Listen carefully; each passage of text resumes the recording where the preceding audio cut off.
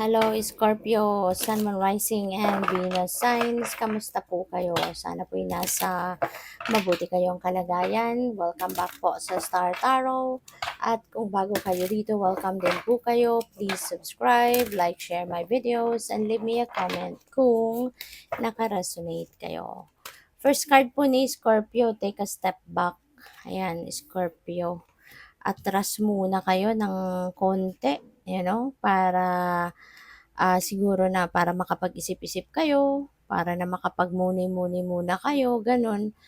Or step back muna kayo para na magkaroon kayo ng time para, alam mo yun, mag-ano muna, mag-evaluate ng mga nangyayari sa buhay ninyo. Pupuwede rin na this is the time to be re-evaluating what is happening in your life at ma-figure out din ninyo ano yung mga bagay, no, na or even tao, situations na makita ninyo kung ano yung kailangan pang i-keep sa buhay mo at ano yung hindi at ano yung kailangan mo ng i-release or i-let go sa buhay mo, 'di ba? So parang gano'n, time to re-evaluate your life. And yun, isa pa, yung makapagpahinga din naman kayo, makapag-reflect, makapagnilay-nilay, at makapagmuni-muni kayo, you know? Expect miracles. This is really beautiful, Scorpio. Merong sorpresa ang divine universe sa'yo. Things are, pwedeng merong mga magagandang um, bagay na mangyayari na dadating sa buhay ninyo sa ngayon. These are the things na pwedeng sagot sa iyong mga dasal. Pwedeng miraculous events or moments na dadating sa'yo na pupuwedeng answered prayer din ito, yung gano'n. And this is going to be something na will be very exciting. Kaya ayun, tuwang-tuwa yung angel, 'di ba? So maaaring gano'n din ang magiging reaction ninyo na magiging super matutuwa kayo sa kung ano man ang miraculous events na ito. So we have spiritual growth.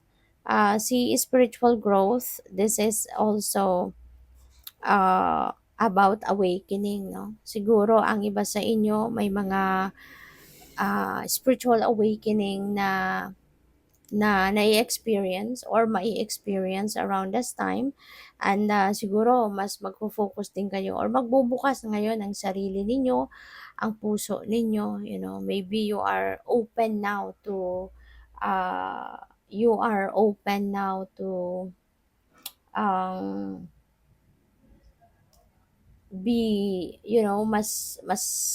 mas siguro magbabalik loob na ang iba sa inyo. Baka mas mare-realize ninyo sa ngayon na parang nagkaroon na kayo ng matagal ng panahon siguro na nagkaroon ng disconnect kayo sa divine universe, sa iyong spirit team. Kaya siguro ngayon, magkakaroon din kayo ng realization. It's about time na for you, 'di ba, na mag-reconnect kayo at mag-rebuild kayo ng stronger connection with God, yung gano'n, no? So, yan ang napipick up ko dyan for some of you. Ah, what else? And by the way, maraming salamat, no, for subscribing. And if you haven't subscribed yet, subscribe na kayo. And also, maraming salamat din for not skipping the ads. Malaking bagay yan sa akin. And also, please click the join button sa baba ng video kung gusto niyo na mag-join sa membership. Okay? Salamat. So we have courage. You are safe. Fear is an illusion. Set strong boundaries. So, wag kang matakot. Okay? Wag kang matakot. Kasi yung takot, ano yan, there's such a negative energy.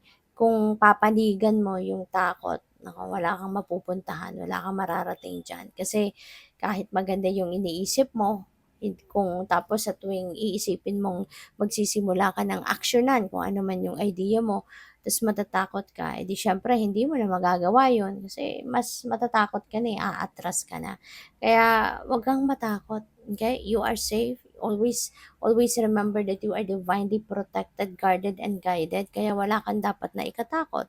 'Di ba?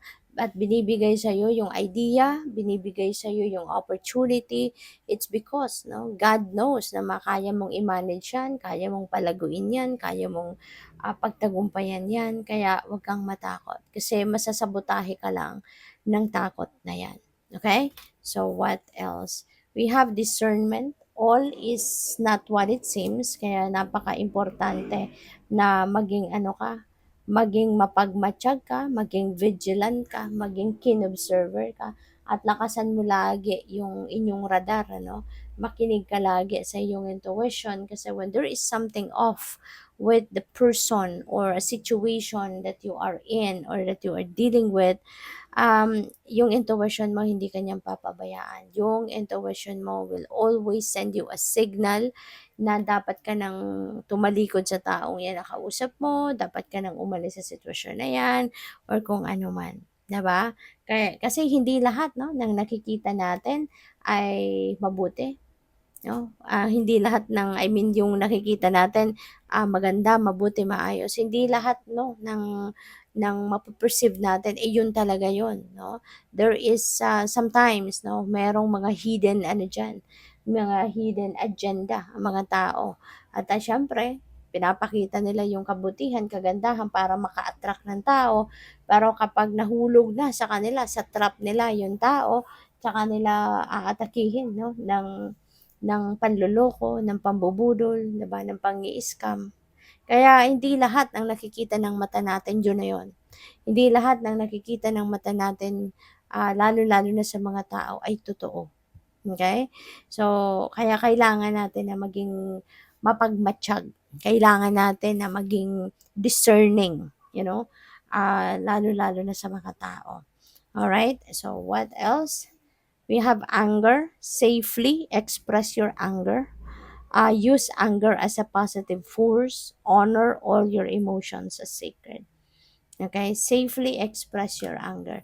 Kasi meron naman tayong magagawa para maiwasan natin na magkaroon tayo ng outburst. 'Di ba? Meron naman tayong magagawa para maiwasan natin na talagang magpadala tayo sa emosyon natin, 'di ba? Na galit, na hate, yung gano'n. Pupuwede rin naman nating pigilan pa 'yan. Pupuwede nating talikuran 'yan.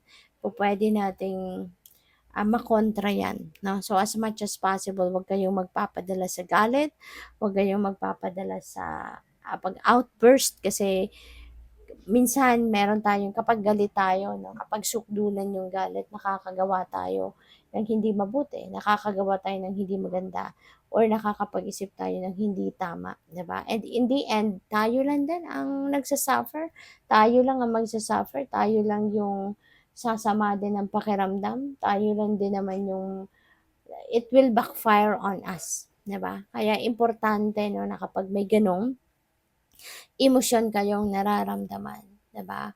Isipin ninyo kung ano yung mas mabuting gawin, 'di ba? Kaysa sabayan yung galit para hindi kayo mapunta sa isang sitwasyon na pagsisisihan ninyo in the end.